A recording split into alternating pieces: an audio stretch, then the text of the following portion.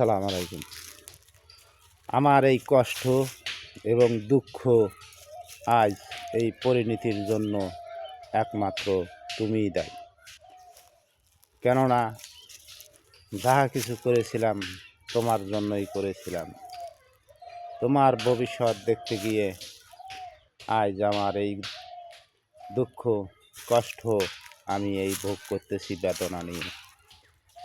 কিন্তু তুমিও সুখ পাইবে না, তোমাকেও কষ্ট দুঃখ সারা জীবন ভোগ করতেই যাবে।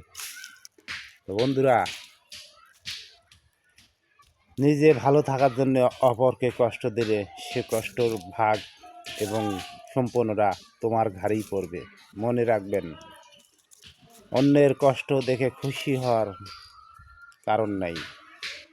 অন্যের কষ্ট দেখে যদি খুশি হও, সে কষ্ট তোমাকেও পেতে হবে।